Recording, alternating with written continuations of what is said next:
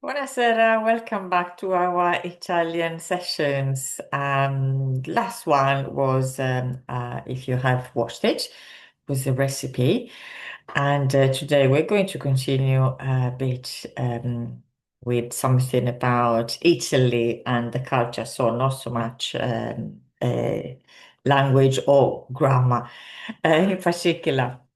Um, so some information about Italy, the peninsula, La Penisola, as everybody knows, Italy, which is Italia, as everybody knows as well, has a very interesting shape, unique shape of a boot. Um, so sometimes when I have to describe, for example, um, where Sardinia is, there is the boot. Then at the bottom of the boot, there's a triangle, there is Sicily. Then in the middle of the sea, between Italy and Spain, there is a rectangular shape, a rectangle, that is Sardinia.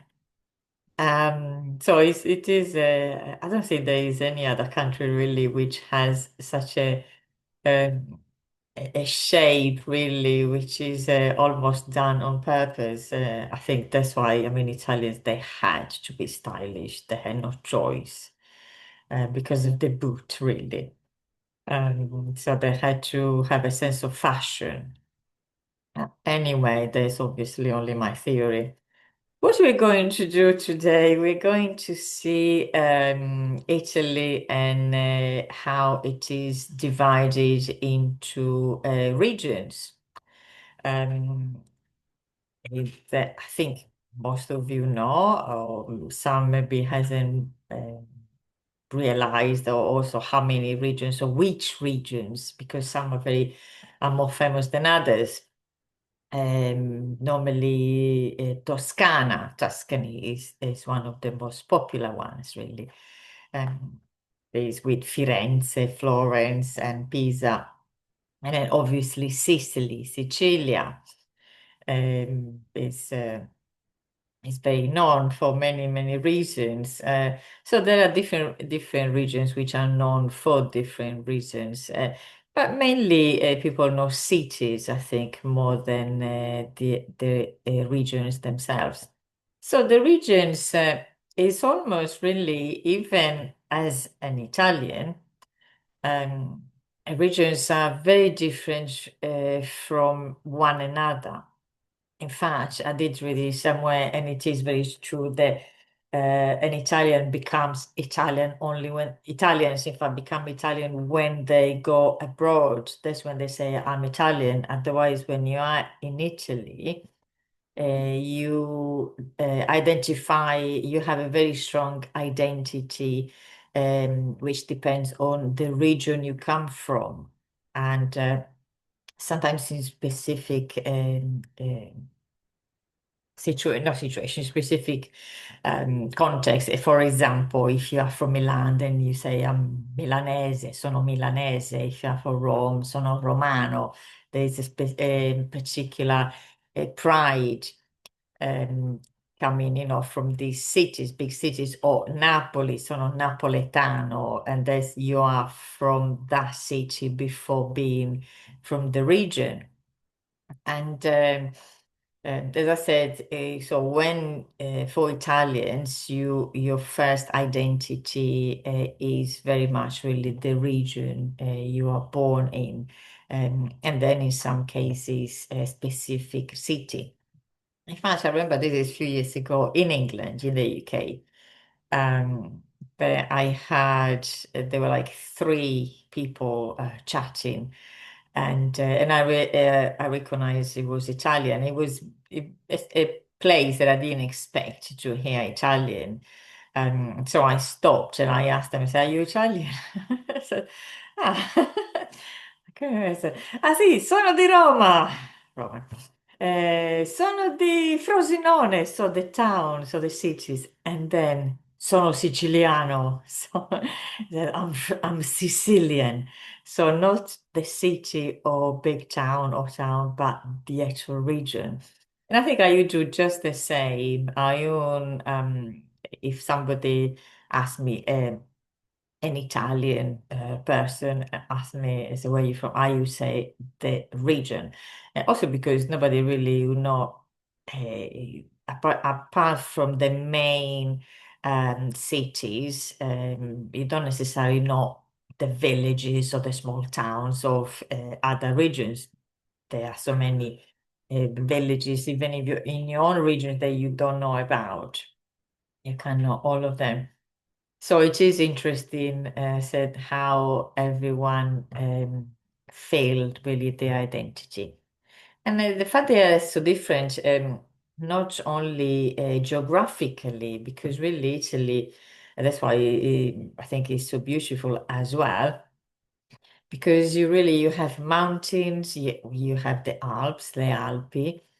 In the north, you have lakes, you have rivers, you have plains, you have the sea, you have really so much different vegetation. And from north to south, the scenery is completely different. And the coast, obviously, different from inland. So it really very varied. So not only the scenery, but also the cooking, the cuisine, la cucina. So there, each region has its regional, traditional, regional recipes, and so it could be main courses or so many other dishes and desserts and cakes as well.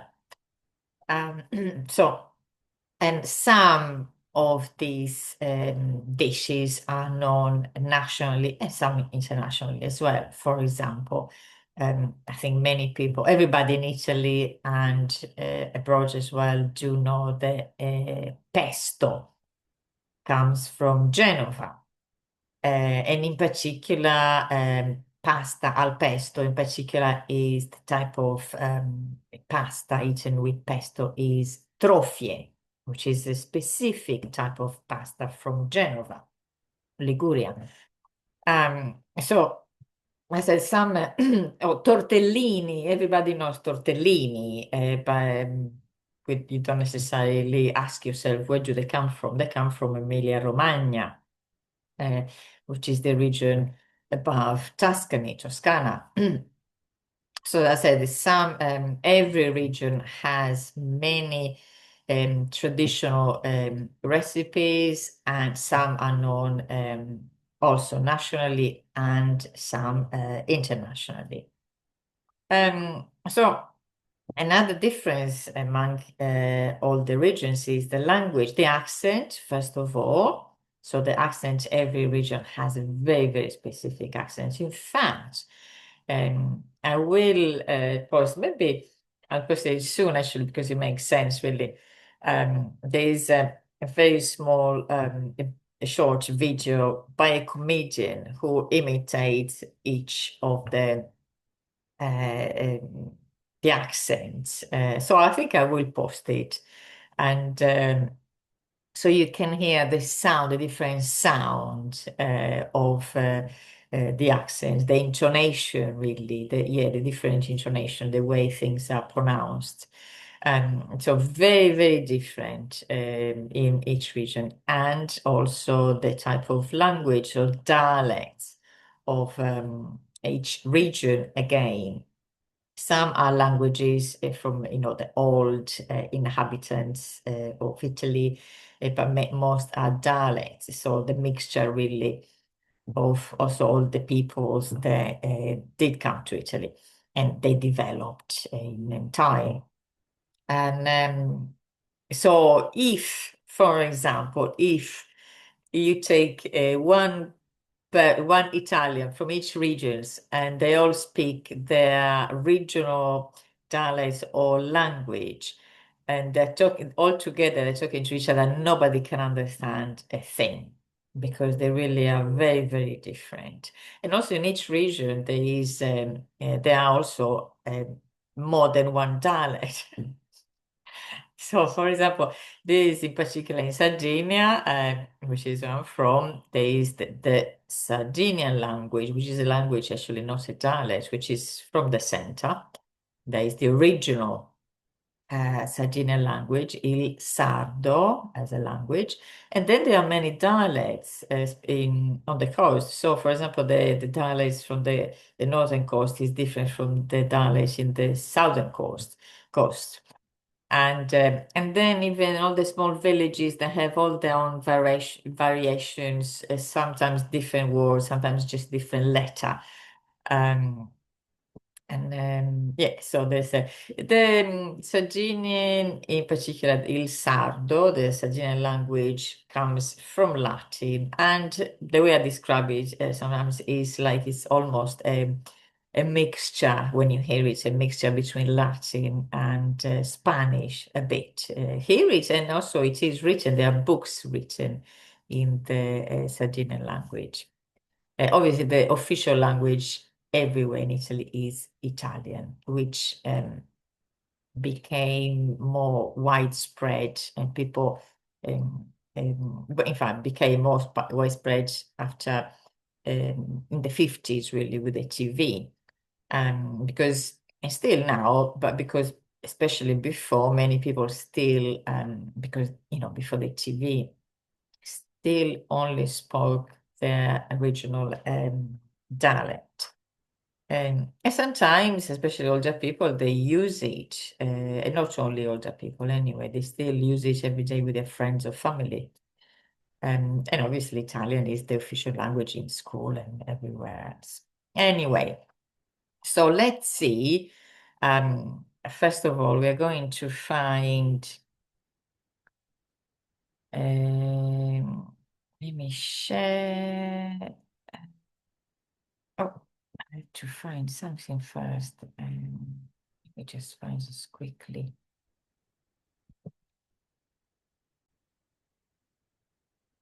So, because let me see, where is it gone? Let me try again to share.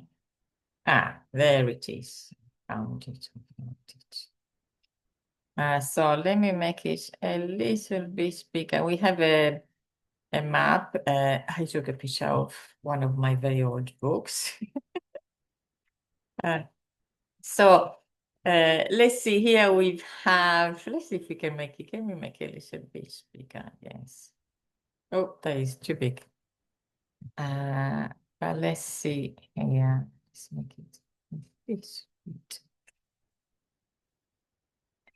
It goes very big very quickly.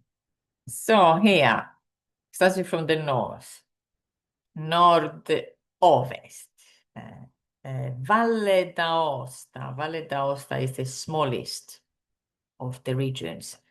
Valle d'Aosta, and we have here. So the capital of Italy is Roma, la capitale d'Italia. And also, as you can see here, it's a little bit clearer if you're looking at the map instead of me saying it, and we don't know exactly what I'm talking about. Can you see? So we have in red the name of the regions, and then we have a few towns, and one especially in bold letters. So the one, like here we have Aosta, Torino, Milano, Trento, Venezia, Genova. So, and then we have other towns or cities, città, we still call them città. So each region has one main city, which is almost like the capital of the region. So it is called il capoluogo. And then each region is divided into provinces, province. So, except Valle d'Aosta, which is too small to be divided into anything. But can you see, for example, here we have, as I said, this area here, and then this area here, and then here. So we've got a few province. and then each provincia has a main town. And this is Torino, instead, as I said, is the main city of Piemonte. So in the address, in an address, for example, you always have obviously the street name, number, and then you have the town or village you live in, and then this town or village would be in provincia di, and then it would be like Novara or Asti, Alessandria, Cuneo, Genova, Savona, Pavia, eccetera, eccetera. So the provincia D would be in brackets, and it would be just um, a code almost for the cities, for these main cities, capoluoghi di provincia. So, for example, Torino would be To, T-O. Novara would be No, N-O. Milano is M-E, Mi. What do we have now? I don't know, Genova would be J, G-E. Um, Eccetera, eccetera. So it would be like a two-letter code to indicate in which capoluogo di provincia you are, which capoluogo you are in the province of. And also, many years ago, relatively not too many years ago, you could see this in the registration of the cars as well. So yes, remember that every region is divided into provinces, province, just in case you hear it, in provincia di. So going back, going back to the to the regions, we have Valle d'Aosta. Remember, each region has, we use the regions with a bit of grammar here with the article, the definite article, because some regions are masculine, some are feminine. So we have La Valle d'Aosta, we have Il Piemonte, we have Liguria here, Lombardia. In fact, we'll do the articles in a bit. Moving, yeah, we have Trentino Alto Adige, Veneto, Friuli, Venezia Giulia. What a lovely name. Emilia Romagna, Toscana, Umbria, Marche, Lazio. Lazio is where Roma is. Abruzzo, Molise, Campania, Puglia, Basilicata, Campania, and then we have Sicilia and to go a little bit smaller, and Sardinia. So as you can see here, we do have again the biggest, the main cities of each region. Let me see if I can make it a little bit big, but not too big. No, it isn't. It doesn't want to do it.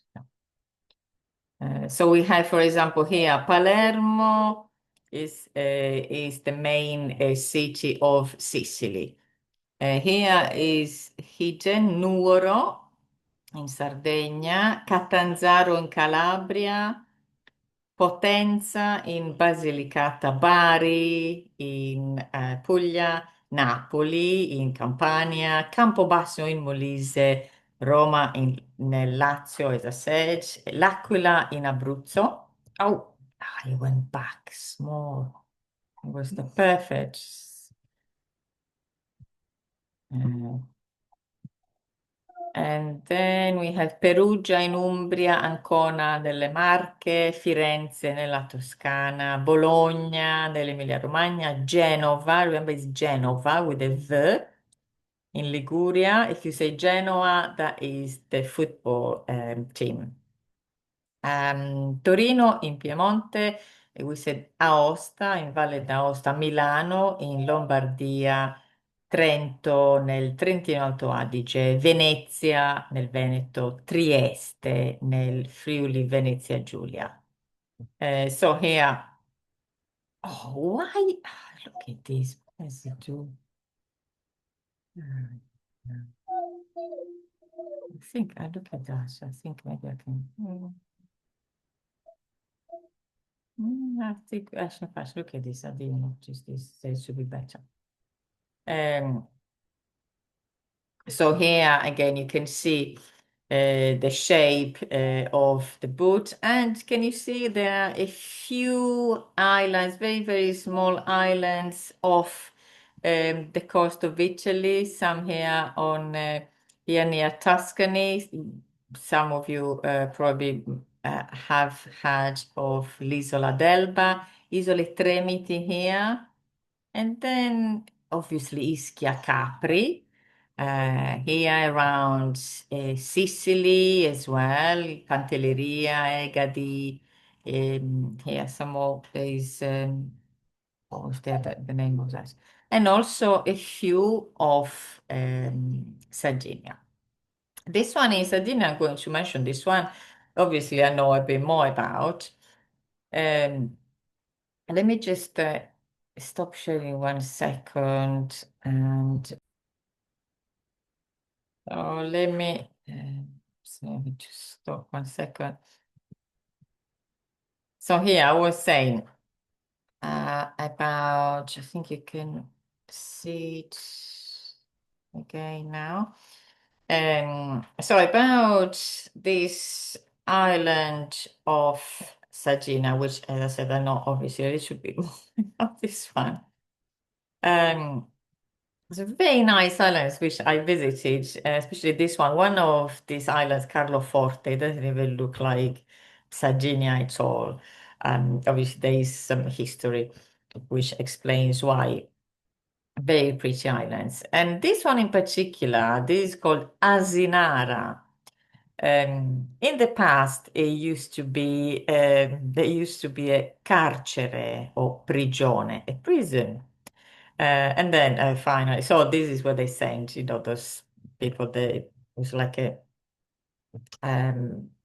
more like secure prison. So people would not, or you'd be a bit more difficult to escape from here. But who would want to escape anyway? Because it's really beautiful. So they closed this a few years ago, at least 20 years ago, I believe. And now it's a national park, un parco nazionale that you can visit, but there are no hotels or cafe, nothing. You can visit with traghetto. You can go from a few ports here, arrive in the morning and leave by the afternoon or evening. So you cannot stay, nobody can stay the night. Obviously, there are custodians or other people, but not tourists. You can just go and visit. For the day, you can visit the old prisons. It's like going to Alcatraz, only a lot smaller. Um, which is still standing there. And then, so you can visit also, so you arrive, as I say, with a traghetto normally. Or they organize some nice trips as well with like fishing boats, for example. So if you happen to go to be in the area, do visit. And then you can visit the islands itself a piedi o a cavallo, in bicicletta o con un piccolo treno, un trenino. And I think that's it really. I don't think I'm not sure if there are any other ways to go around it. Obviously, all organized. Don't bring your own bicycle or horse. And an attraction of this island, which is, as I said, is called Asinara, from asino, a donkey, because there are white donkeys, asini bianchi. So I'll stop here, otherwise we'll never end the whole story. And I think, and obviously here, this is a very nice island as well. But I'm sure, I said, everywhere in Italy, there are absolutely beautiful places to visit. As you know, eh, those who have been in it to Italy already, or anyway, everybody has seen at least a few pictures about Italy. And now let's go quickly. I'm going to see the names. We have seen them really, the names of the regions, but with the article. As I said, some are masculine, some are feminine. And also we're going to see the inhabitants. How do we call the inhabitants of these regions? Because inhabitants really, or the regions are adjectives. It's like Italiano, for example, it's an adjective. So here we have, um, again, exactly the same order that we saw the map. We have La Valle d'Aosta, the inhabitants, masculine singular, Valdostano, il Piemonte, piemontese. La Liguria, Ligure. Here you have to be careful because the stress on the name of the region and the inhabitant or adjective is different. Here is Liguria. So the stress is here on the second syllable. Instead, the adjective is Ligure. The stress is on the first syllable. You have, oh, we missed La Lombardia, lombardo, il Trentino Alto Adige, Trentini Alto Atesini. Il Veneto, and the adjective is Veneto, exactly, just happens to be exactly like the name of the region. Il Friuli Venezia Giulia, we have Friulano, nome, to be honest, I only hear Friulano, but maybe Friulano, Giuliano, I'm not sure what their arrangement are really in the region, but normally I said I've only heard it as Friulano. Also, my grandmother was from Friuli, Venezia Giulia. L'Emilia Romagna, Emiliano Romagnolo, I guess it depends on the area. La Toscana, Toscano. L'Umbria, Umbro.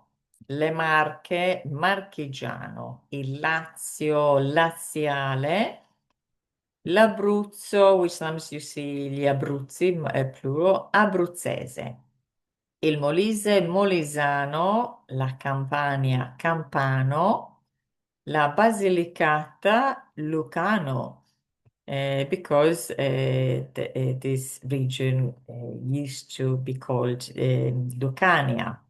In the past, you can look up the history of the area. La Puglia, pugliese, la Calabria, calabrese, la Sicilia, siciliano, and la Sardegna, sardo. Also, something that, especially, and not only, but for example, when you're looking at the weather forecast in Italy, they give you the weather for the north, il settentrione, the center, il centro, and the south, il meridione, because it's always different. Normally, obviously, in the south, the weather is better.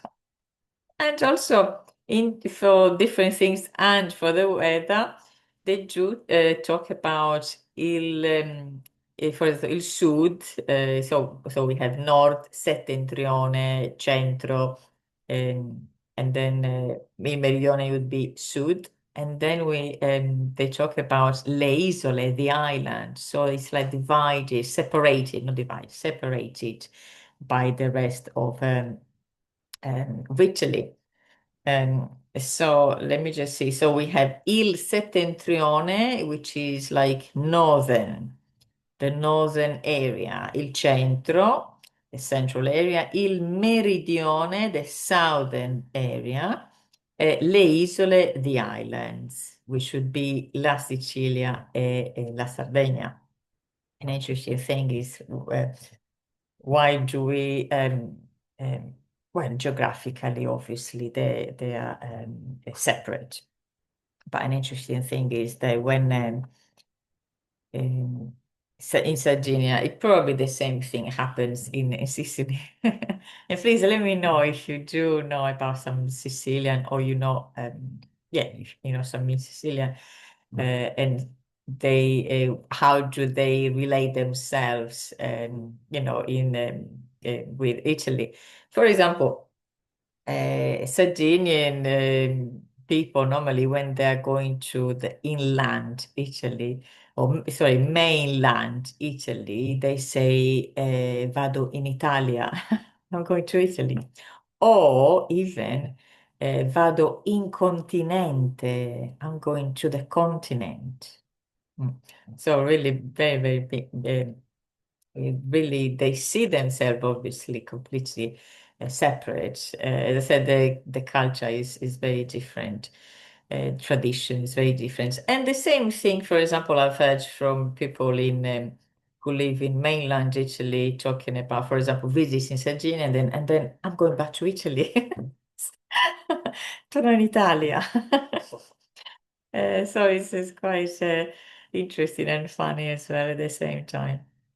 Anyway, so I hope you have enjoyed this little bit of um, knowledge of Italy. And do let me know if did you know all this, and how much do you know, how many regions did you know about, and do you actually have a specific information or knowledge about some of the regions? Maybe some you have friends or relatives that come from these regions. What do they say about them? How do they see themselves? They say see themselves um, as coming from the region, or do they see themselves as Italians? Then it's obviously completely different if you are descendant, if you live in a different country, in a country other than Italy, and you're a descendant of Italian. So how do you see yourself? I guess Italo something. Uh, but how close are you still to the culture, the traditions of Italy? How much do you research, for example? Yeah, how much do you know about your region, your town, your family, even? I think it's very interesting and important for me personally to know where we come from. And yeah, our ancestors, our grandparents, grandparents, and great grandparents.